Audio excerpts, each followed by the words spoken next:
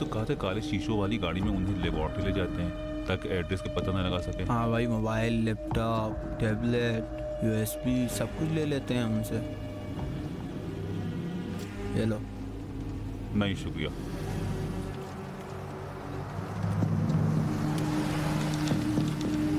वो आ गए।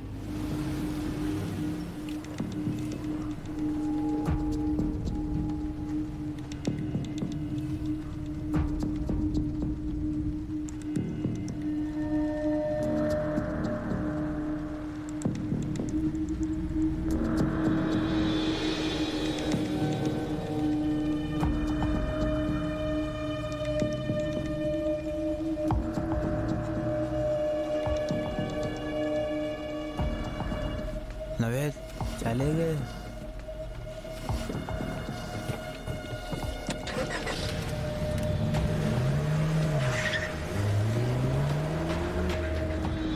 शहीद कमाल 600 से। सुन रहा हूँ, अमीर कहो। टारगेट ने कारखाने के मालिक की बेटी को देख लिया है। उसके पीछे एक टीम भेज दो।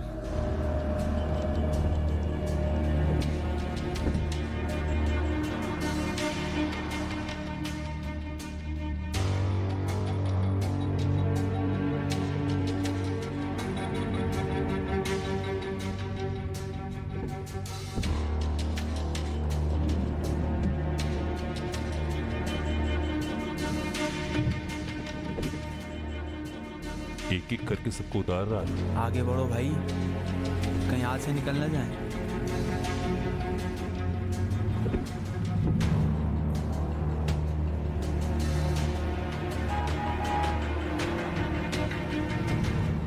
शीशे भी काले कर दिए हैं ताकि इंसान अंदर से बाहर किसी को न देख सके। मैं तो देख ही रहा हूँ ना।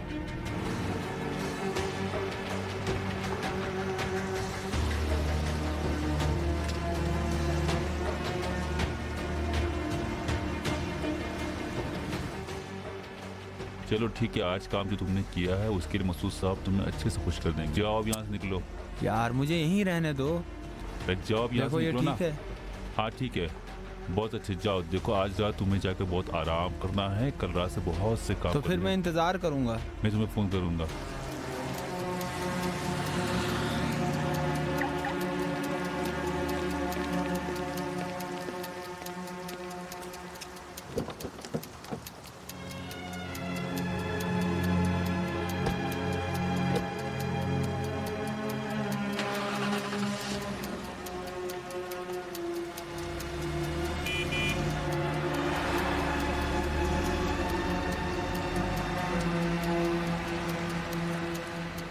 सर मेरी आवाज़ सुन रहे हैं? सुन रहा हूँ।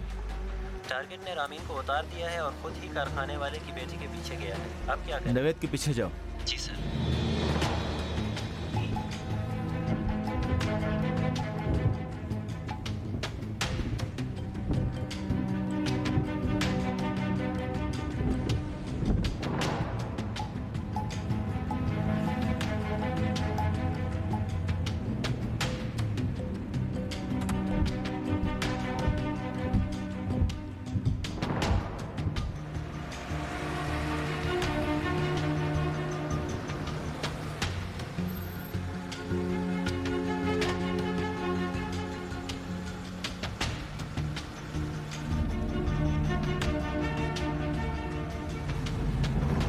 अगर मेरी आवाज़ सुन रहे हो तो अपनी सूरत हाल के बारे में बताओ।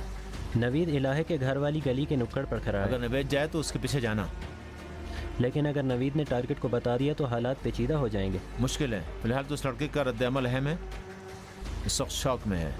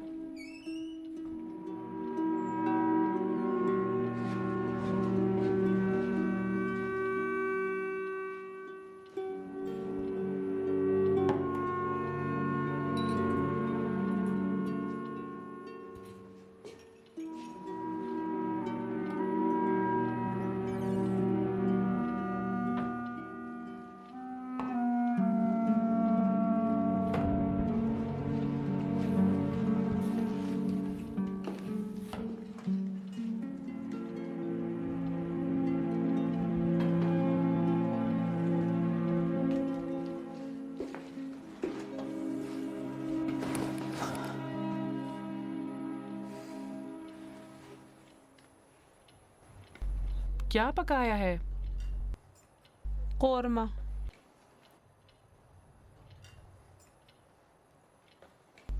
तुम पागल हो? आधी रात को खड़ी होकर खाना पका रही हो? मैं तो खाना नहीं खाऊंगी. बाहर से फोन करके कुछ मंगवा लेते हैं. لیبارٹری میں تو صبح سے رات تک کھڑی رہتی ہوں. ایک طرف کھانا نہیں کھاتی, دوسری طرف نشہ کرتی ہو. تم اپنے آپ کو برباد کر رہی ہو الہی.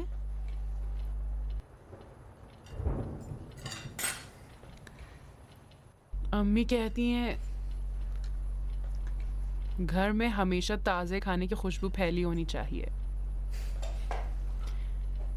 اور میں نے کھانا پکانا ہی نہیں سیکھا. لیکن ہاں, لازانیہ بنانے آتا ہے مجھے.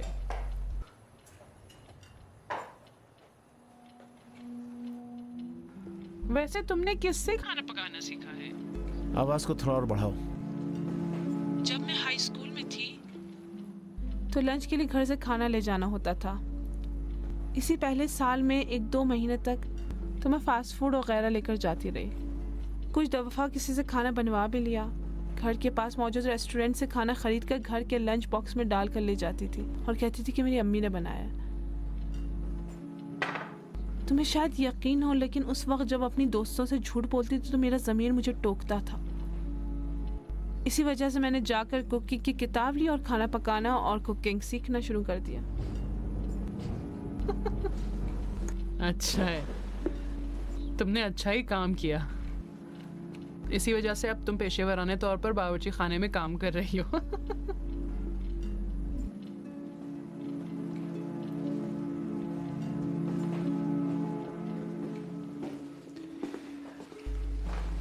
الہی جانتی ہوں کہ تم یہی کہو گے کہ تم سے کیا مطلب, لیکن تمہارا تمہیں نشہ اس سے کیا بہت ہے؟ زیادہ ہو گیا ہے. تمہیں سے کیا ہے؟ اس بار جب شفقتی کو مال بنا کر دیں گے تو پھر ہم خوب آرام کریں گے, ٹھیک ہے؟ اس لیبارٹری کی ذمہ داری مجھ پر ہے. آرام کا کیا مطلب ہے؟ کیا بول رہی ہو؟ کیا بول رہی ہو؟ کیا بول رہی ہو؟ تمہیں کیمپ جانا ہوگا.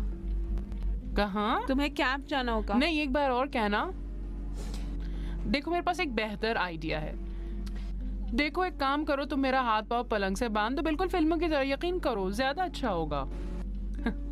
کبھی یہ سوچا اس کے بعد تمہاری کیا حالت ہوگی؟ جاؤ بھی. دماغ کام کرنا چھوڑ دے گا کیا؟ یہ سب کچھ تمہیں نہیں سمجھ میں آ رہا ہے؟ میں خود جانتی ہوں. مجھے نہیں سمجھ میں آتا تمہارا مسئلہ کیا چلا ہے؟ جائے گا, ختم ہو جائے گا. مسئلہ کیا ہے؟ تمہارا مسئلہ کیا ہے؟ تم اگر مجھے اس حال میں دیکھ رہی ہو تو اس لیے کہ میں انتقام لے رہی ہوں. انتقام کس سے؟ زندگی سے. اچھا, اس فضول زندگی سے زندگی. جو اس بات کا باعث بنی کہ میں ایک نشئی گھرانے میں جو نشہ کرتے ہیں آنکھ کھولوں. اور تمہارا مسئلہ کیا؟ تمہارا مغرور باپ, کیا یہ بھی کوئی مسئلہ ہوا؟ اور تم ان سے زیادہ مغرور ہو.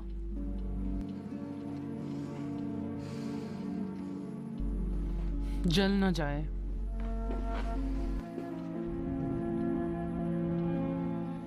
الہی میں مینا کو بتا دوں گی تم نشہ کرتی ہو. تمہیں لگتا ہے اسے اب تک اندازہ نہیں ہوا ہوگا؟ نہیں, وہ نہیں جانتی. اگر جان چکی ہو تو اتنا سب کچھ تمہارے اختیار میں نہیں دیتی. اس سے میری ضرورت ہے, سمجھ رہی ہو؟ ہاں سمجھ رہی ہوں, لیکن نشہ کرنے والے پر بھروسہ نہیں کیا جا سکتا, سمجھ رہی ہو؟ اسے کوئی ایسا چاہیے جو اس کے لیے نشہ بنا سکے. اس کے لیے کام اہم ہے. میں بھی یہی کام کر رہی ہوں. ٹھیک ہے, جاری رکھو. کچھ اور عرصے اور اس کے پریشر میں گزار لو. اس سے کہو کہ سب لوگوں کو 1 مہینے کی چھٹی دے.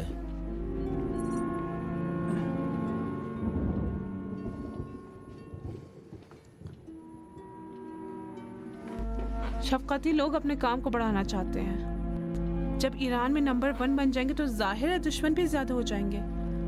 اس وقت وہ ہر کسی پہ بھروسہ نہیں کر سکتے. وہ ہر ایرے غیرے کو اپنے ساتھ شامل نہیں کریں گے. تم بکواس کر رہی ہو فلورا. میں اس وقت جا کر ان سے کیا کہوں؟ میں کیمپ جانا چاہتی ہوں, چھوڑنا چاہتی ہوں. اور تم سے کیا مطلب ہے؟ تم کیا کہہ رہی ہو؟ کہو کہ مجھے سفر پر جانا ہے. کہو میرے گھر والوں کے ساتھ کوئی مسئلہ پیش آ گیا, مجھے وہاں جا کر حل کرنا ہے. مجھے شہر سے باہر جانا ہے. دیکھو میں جانتی ہوں کہ تمہیں اس ڈر سے کہ تمہارے گھر والے سمجھ نہ جائے کہ تم نشہ کرنے لگی اس لیے ان سے الگ ہو گئی ہو. تمہارے ابو کا مزاج تو صرف ایک بہانہ ہے. اف,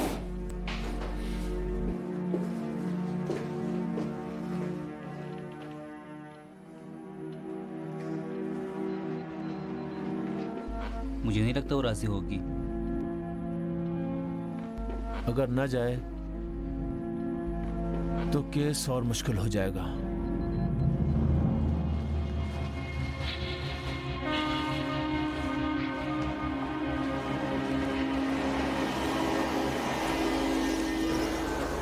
اس بار اتنا زیادہ کیوں ہے؟ ہاں کیا ہو رہا ہے؟ گاہکوں کی طلب بڑھ گئی ہے یا ہمارے مالک کو جلدی مچی ہوئی ہے؟ ہاں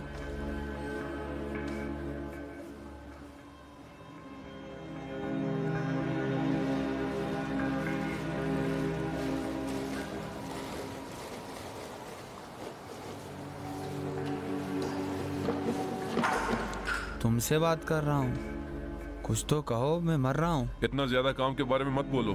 میں نے اپنی جان لگا دی ہے اور اس کے بارے میں بات نہ کروں. یہ کام مت کرو، وہ کام مت کرو، یہ مت کہو. تم تو مالک بنے بیٹھے ہو. ہم آپس میں دوست ہیں بھائی، نخرے کیوں کر رہے ہو؟ تم نے سوچا ہے کیوں؟ میں چاہتا ہوں کہ ایک چیز جو میں نے سیکھی ہے وہ تمہیں بھی سکھاؤں. بات مت کرو، سوال مت کرو، عمل کرو. اگر چپ رہو گے تو باقی بھی اچھے سے کام کر سکیں گے.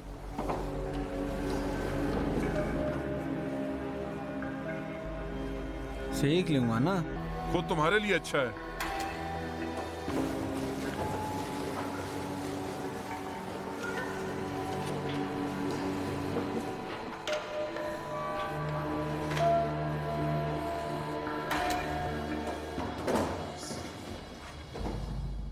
سرحد کی طرف جانے والے کچھ راستوں کو میں نے چیک کیا ہے.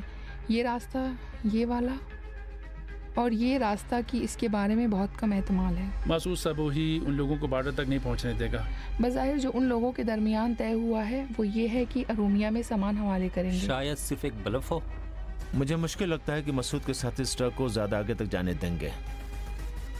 میرے خیال میں تو یہیں تہران کے آس پاس سے کچھ کر ڈالیں گے. بالکل صحیح.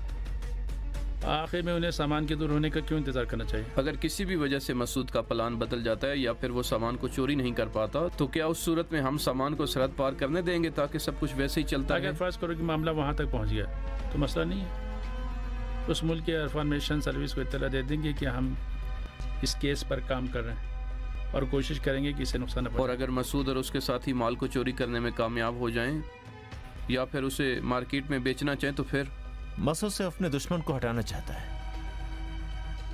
وہ اس کا مال مارکیٹ میں بیچنے کا رسک نہیں لے گا کیونکہ اس طرح وہ شاید پکڑا جائے. کافی ہو کہ صارفین کے ذریعے بات مینا اور سروش تک پہنچ جائے اور مینا اپنے دشمن کو پہچان لے. کیسے معلوم کہ اب تک نہیں جانتی ہے؟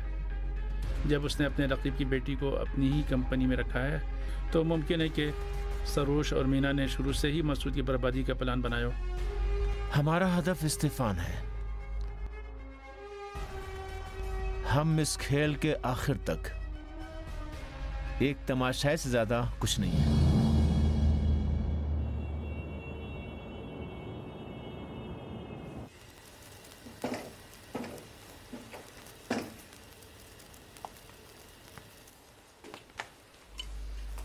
یہ تم نے حامد سے کیا کہا ہے؟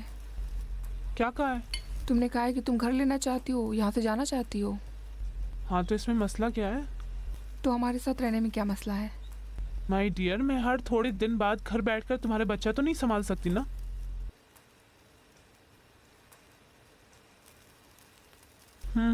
کیا ہوا؟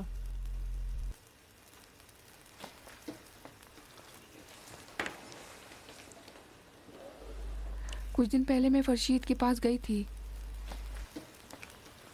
تم ٹھیک کہہ رہی تھی، وہ دیوالیہ نہیں ہوا ہے. اس نے جوئے میں پیسے ہارے تھے. صبح بخیر. میں نے کب تمہیں یہ بتایا تھا؟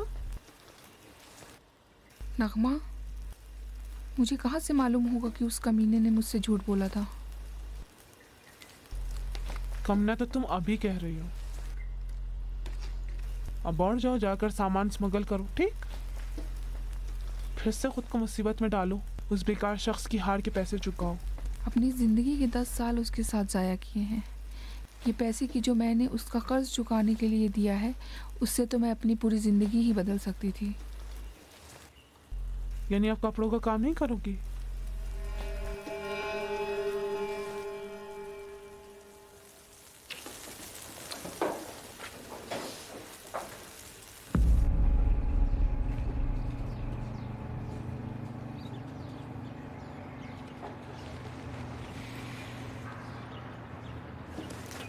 ये लो, ये वही लॉजिस्टिक्स हैं जो मैं बता रही थी।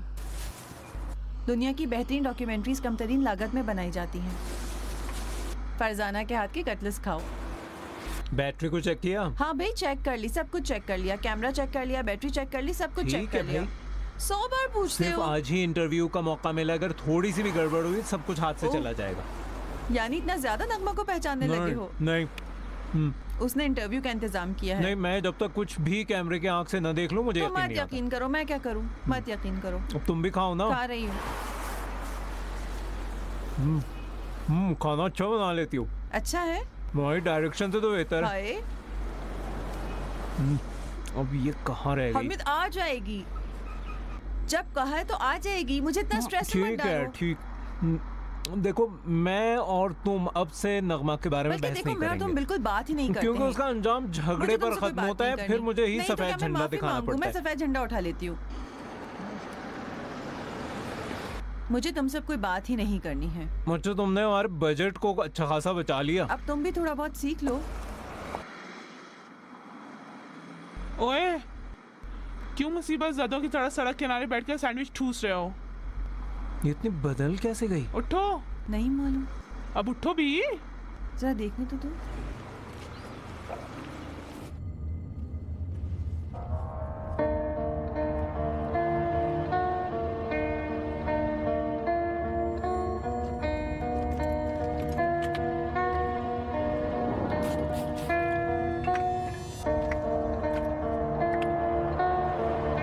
क्या हुआ?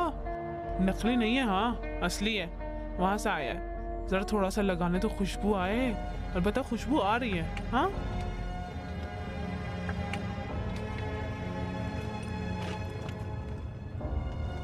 तुमने कैमरा हाथ में क्यों पकड़ा हुआ है? उसे तैयार करो। रुको तो। तैयार हो? चले? कुछ खास दावतों में मैं पीएम की तौर पर जाती हूँ, पार्टी मैनेजर। जानते हो क्या है ना, पार्टी का माल उनके जिम्मे होता है। माल को तैयार करना, पार्टी के लिए बेहतरीन माल की आमादगी और तैयारी, दावत के दौरान सारिफीन का ख्याल रखना, ये सब पीएम का काम होता है। पीएम के ध्यान पार्टी में मौजूद एक एक शख्स की तरफ होना चाहिए, ताकि क्या हद में नशा करें, झगड़ा ना हो।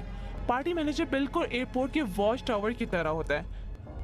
जब दोस्त अहबाब नशा कर रहे होते हैं, उड़ रहे होते हैं, तो उनका ख्याल रखना होता है ताकि कहाँ ओडी ना हो जाए, ओवरडोज ना हो, क्योंकि इस सूरत में मजबूरन उसे रिकवरी के लिए हॉस्पिटल भेजना पड़ता है। खुलासा ये कि पार्टी मैनेजर का काम बड़ा मुश्किल होता है। एक लम्हे के लिए पलक नहीं झपकनी चाहिए।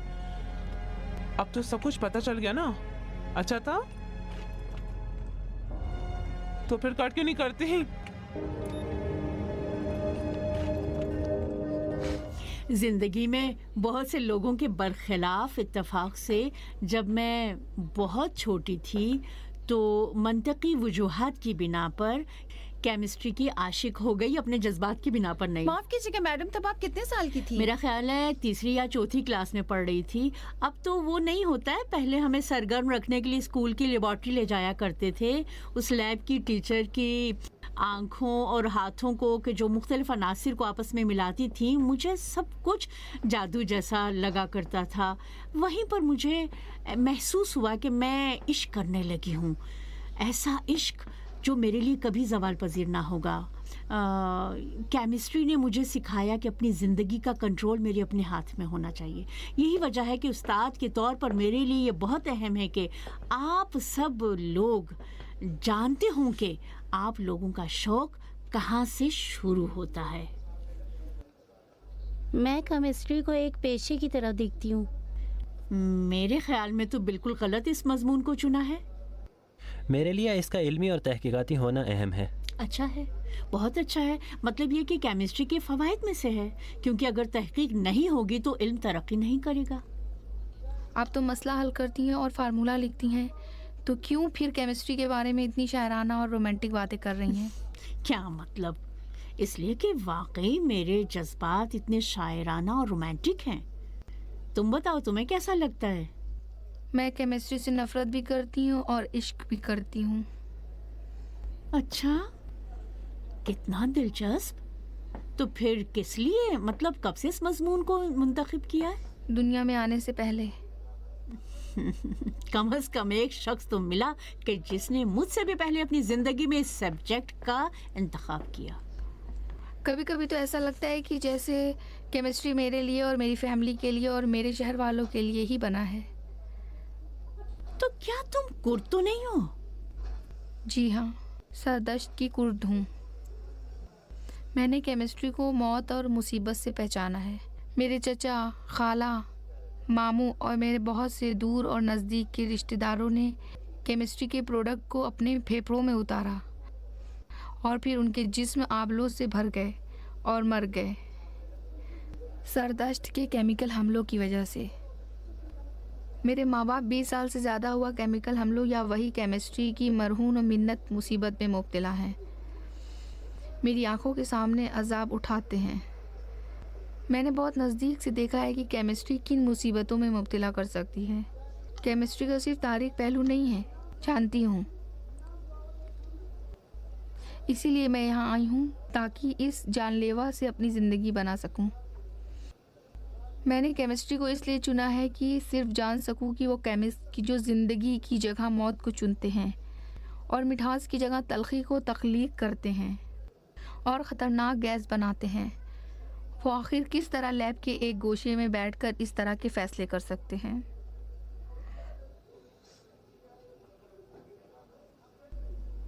जिस तरह से कि तुमने कहा, हर इल्म के दो पहलू होते हैं, तारीक और रोशन। सिर्फ इतना तुमसे कह सकती हूँ कि तुम्हारा हदफ शानदार है। मतलब इस तरह से ज़िंदगी गुजारने का मेरा कोई तजुर्बा तो नहीं है। शायद मैं तुम्हें सही तौर पे दर्क ना कर पाऊँ, लेकिन एक उस्ताद के उन्वान से मैं जानती हूँ कि बेहतरीन हदफ है तुम्हारा।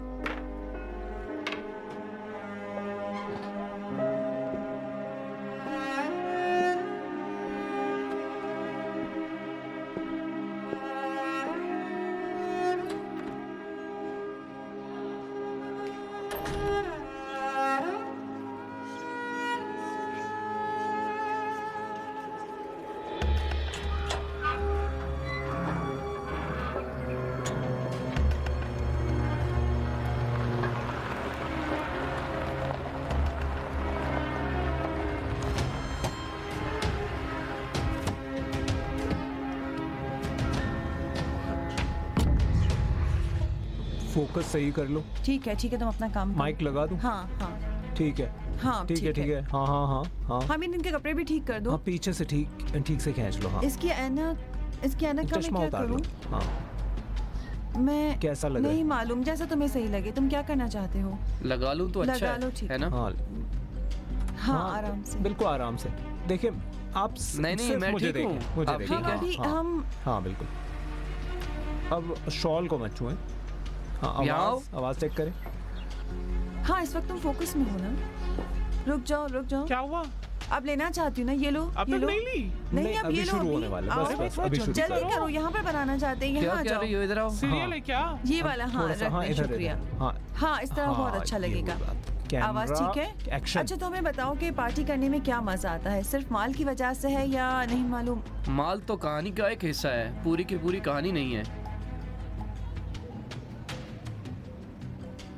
मैं बहुत सी जगहों पे गया हूँ और आया हूँ और घूमा हूँ, बहुत सी जगहों पर मार खाई है। माफ करना, तुम्हारा नाम क्या था? मुजदा या मुस्कान?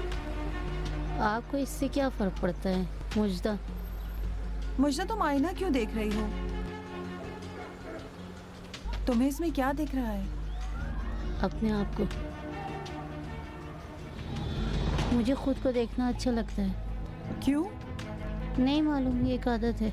मैंने भी ड्रग्स के जरिए खुद को बर्बाद कर दिया ताकि कोई मुझ पर एक नजर डाले। अच्छा, तो तुम्हें नहीं लगता कि नशा करना नुकसानदेह है? हाँ, तो इसमें नुकसान तो है। کیا گاڑی کا کوئی نقصان نہیں ہے؟ فضا کو آلودہ کرتی ہے، ممکن ہے ایکسیڈنٹ بھی ہو جائے، لیکن میں تو خود کو نقصان پہنچاتا ہوں نا۔ میرا دماغ، میرا جسم میرا اپنا ہے۔ تو پھر اس نتیجے پر کیوں پہنچے کہ اب چھوڑ دینا چاہیے؟ اور یہ ارادہ کہاں سے پیدا ہوا؟ اس کے باپ کے پیسوں سے، باپ کے پیسوں سے بھائی، مالدار انسان ہے، اس کے باپ کے پیسوں سے۔ بکواس بند کرو، نہیں تو اس کا ارادہ ہونا چاہیے۔ اگر ارادہ ہو تو ہر کام انجام دیا جا سکتا ہے۔ بہرام بھائی، تم نے واقعی چھوڑ دیا ہے؟ ہاں بھائی، میں تو ابھی ٹیسٹ دینے کے لیے تیار ہوں۔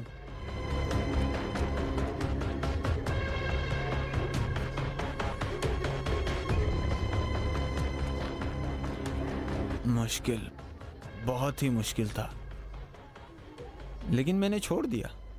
بہرام کی بات مستند ہے، ہوا میں بات نہیں کرتا یہ۔ اور تم کیوں نہیں بتاتی کہ تم نے کیسے چھوڑا؟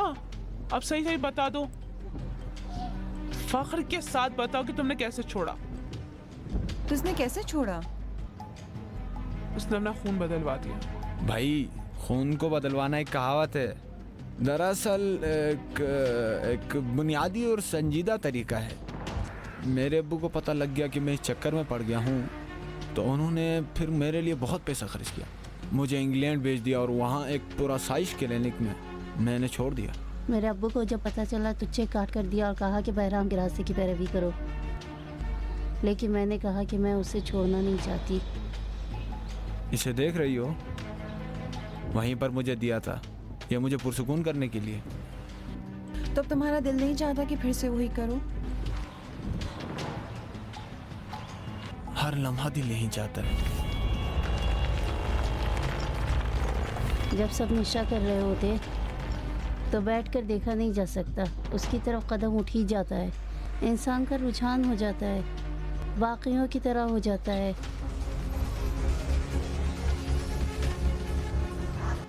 میرے بابا کے پیسے نے میرے جسم کو تو آزادی دلوا دی، لیکن میری روح کو نہیں۔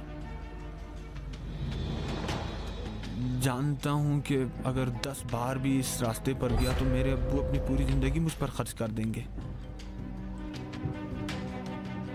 لیکن میری روح کا کیا ہوگا؟ میری روح تو اب بھی وہی ہے۔ اس وقت جس کا بھی نام لو نشہ کرتی ہوں، بلکہ میں تو اس کے آخر تک جانا چاہتی ہوں۔ زیادہ سے زیادہ اوڈی ہو جائے گا، کوما میں چلی جاؤں گی، خلاص۔ شاید فٹ پاتھ پر سونے لگوں، مجھے نہیں معلوم، لوگ ایسا کہتے ہیں۔ میں اس وقت 3 نفسیات دانوں کے زیر علاج ہوں۔ اپنے ابو سے بھی جھوٹ بولتا ہوں، نفسیات دانوں سے جھوٹ بولتا ہوں، خود سے بھی جھوٹ بولتا ہوں، لیکن آپ کے کیمرے سے جھوٹ نہیں بولوں۔ لیکن میں جانتی ہوں آپ یہاں کیوں آئے ہیں۔ یہ دکھانے آئے ہیں کہ دولت مندوں کے بچوں کے پیٹ چونکہ بھرے ہوتے ہیں، وہ لوگ نشہ کرتے ہیں۔ ڈونٹ وری، سب کچھ یہی نہیں ہے۔ میرے ابو نے مجھے کبھی بھی بیبی نہیں کہا۔ امی کے بارے میں بھی کچھ نہیں معلوم، کہاں ہیں؟ نرس اور ڈرائیور کے ہاتھ پلی ہوں۔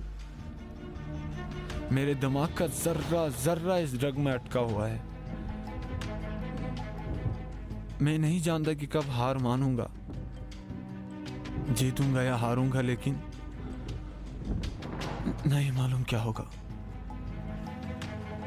میں یہ باتیں آپ کو اس لیے بتا رہی ہوں تاکہ شاید میرے ابو کے کانوں تک پہنچ جائے۔ نہیں معلوم، شاید مجھے دیکھ لیں۔ اچھا، تو اس وقت یہ سوچو کہ تمہارے ابو تمہیں دیکھ رہے ہیں، تم ان سے کیا کہنا چاہتی ہو؟ میں ہوں مجدہ۔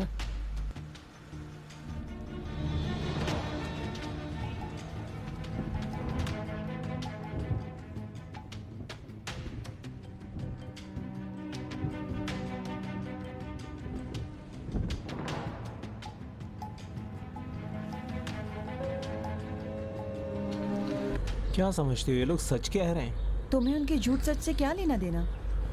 ہاں، کیمرے کے آگے انہوں نے یہ باتیں کہی تھی، لیکن ان کے جھوٹ کا بھی ہمارے کام پر زیادہ اثر نہیں پڑتا۔ الف لیلا کی طرح تھا یہ، اوپر سے خوش ہیں، اندر سے غم سے لبریز۔ اس کو ایڈٹ کر کے دیکھنا پڑے گا کہ کیسی بنتی ہے۔ अगर सर को अच्छी नहीं लगी तो उसे निकालना हमीद, पड़ेगा। हम तमाम लोगों के झूठ सच की जांच तो नहीं कर सकते ना। हर इंसान का ज़ाहिर दूसरे से अलग होता है। खुद अपने आप को ही ले लो। मैं क्या? कौन ये सोच सकता है कि तुम इतने अच्छे डॉक्यूमेंट्री मेकर होने और कारखाने के मालिक के बेटे होने के बावजूद इस डॉक्यूमेंट्री के लिए अपने अब्बू से पैसे नहीं ले सकते? ज़ाहिर हकीकत से अलग होता है। बाकी फैसला देखने वाले करेंगे। हाँ, लेकिन अब्बू बेकार फिल्म के पैसे जरूर देंगे। तो तुम चाहती हो उनसे बात कर ले, बेकार सी फिल्म के ऊपर सरमायाकारी करें? तो फिर बनाओ ना। नहीं शुक्रिया, तुम खुद ही बना लो। बेकार चीजों में पैसे लगा देंगे। अच्छा लगा तुम्हें? मेरा रोब देखा तुमने जरा? ये लोग हर किसी से बात नहीं करते। नगमा, हाँ क्या है? इसको देखा? नहीं, कितना क्लासिक है। होलोग्राम है। तो फिर नहीं देखा? नया है, अभी आया है। एक पार्टी में था, सिर्फ यही एक था। अच्छा? मेरा ख्याल है कि इसे हाइजनबर्ग कहते हैं। लड़के एक पार्टी में इसका शो मार रहे थे, बिल्कुल मकड़ी की तरह जाकर छत से चिपक गए थे। पार्टी मैनेजर कौन था? मुझे तो बिल्कुल कुछ होश ही नहीं था। मेरा ख्याल है कि इसे जागी, मागी, बागी ऐसे ही कुछ कह रहे थे। अच्छा, अमीर भी क्या बन गया? अरे अरे, हमारे लिए यही वाला ला दो। हाँ भाई, जरूर ढूंढ लूंगी। तुम सिर्फ इस ड्राइवर से कह दो कि हमें जहाँ से बैठा है तो वहीं छोड़ दे। ये लो, आओ चले। मुझे भी दिखाओ।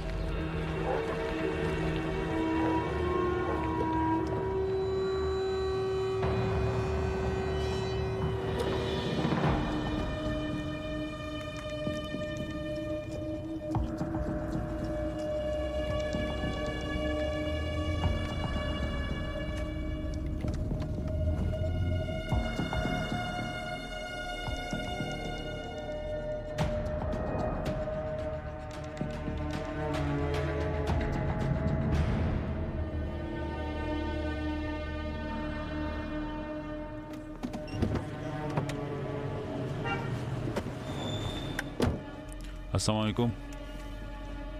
यहाँ क्या कर रहे हो? मैं तो पहले बहुत सोचा कि मैं तुम्हारे पीछे आऊं या नहीं। कुछ हुआ है क्या? कल सुबह तक तुम्हारे दरवाजे पर खड़ा रहा, सिर्फ तुम्हारे लिए। तुम क्यों मेरा पीछा कर रहे हो? काश मैंने उससे बहुत पहले ये काम कर लिया होता। कम से कम तुम्हारा ख्याल तो रख पाता। ख्याल? अपने हुदूद में रहो। हाँ, सही कह रही हो। मुझे अपनी हुदूद पहचाननी चाहिए। एक गरीब लड़का कि जो कारखाने के मालदार मालिक की बेटी के इश्क में मुब्तला हो गया है। ये सब तो सिर्फ फिल्मों में होता है ना। तुम पागल हो। खुद अपने लिए ख्वाब बुन रहे हो। मेरे और तुम्हारे दरमियान कभी भी कुछ भी नहीं था। हाँ, शायद तुम ठीक कह रही हो। मैं कहाँ, आप कहाँ।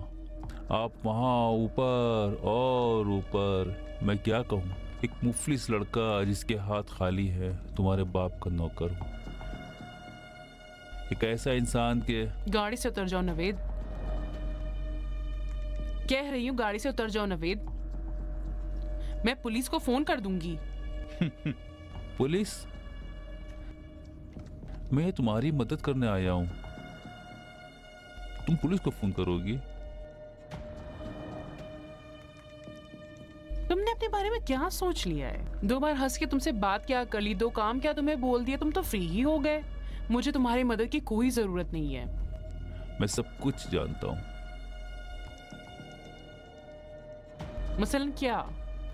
मसलन सब कुछ।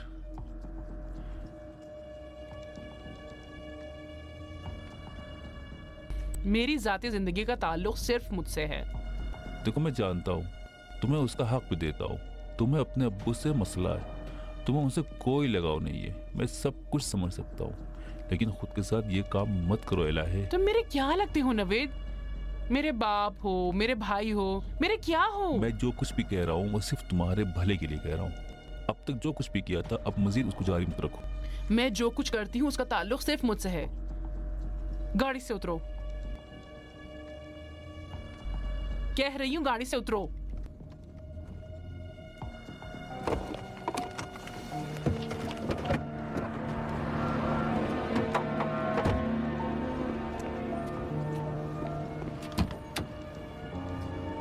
नीचे उतरो। मैं जानता हूँ कि तुम क्रिस्टल बनाती हो, इंडस्ट्रियल नशा बनाती हो। मत पूछना कि कैसे जानता हूँ। मैंने किसी को कुछ भी नहीं बताया, किसी को कुछ पता भी नहीं। मैं नहीं जानता कि अगर तुम्हारा अब्बू जान ले तो क्या होगा। शायद तुम्हें भी मार डालेंगे और साथ ही मुझे भी बर्बाद कर दें। ये बात सुनकर तो मेरा हक बनता है कि तुम्हें ही मार डालूं। खामखा खुद से कहानियां मत गढ़ो।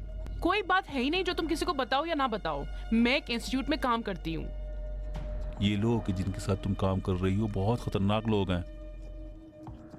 नीचे उतरो। देर होने से पहले उस काम को छोड़ दो। मैं हर तरह से तुम्हारा साथ दूंगा, किसी को कुछ पता लगने नहीं दूंगा।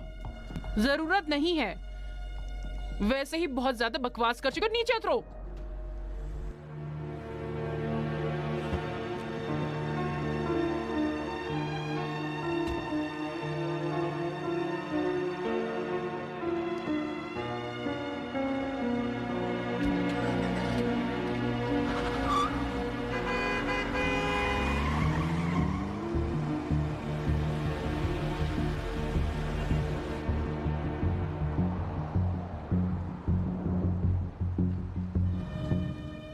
आपस में बहस कर रहे थे। कारखाने वाली लड़की को बहुत गुस्सा आया। उसने कह दिया कि उसे उसके काम के बारे में मालूम है। उस लड़की के रद्द अमल से तो यही लग रहा था कि उसने कह दिया। अलबत्ता हमारा फासला ज़्यादा था। उसके साथ रहो, एक टीम भेजता हूँ ताकि तुम आराम कर सको। जी सर। 500 से 300। जी। लड़की का पीछा करो। जी सुन लिया।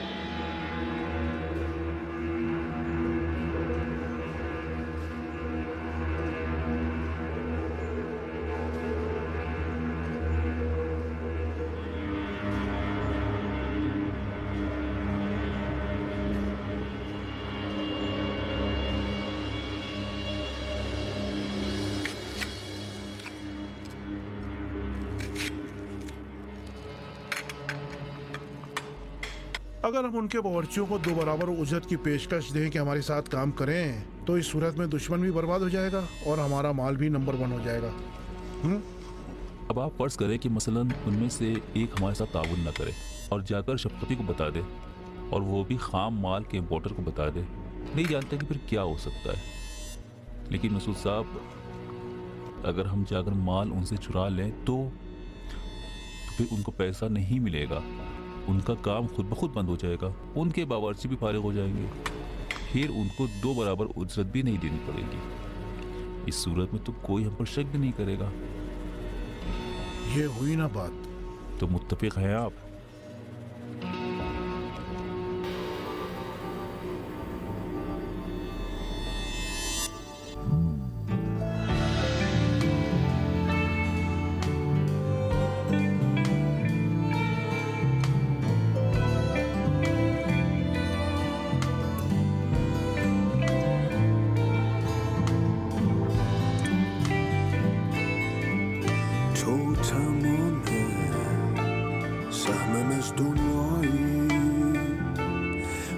تو خونه اجدادیمه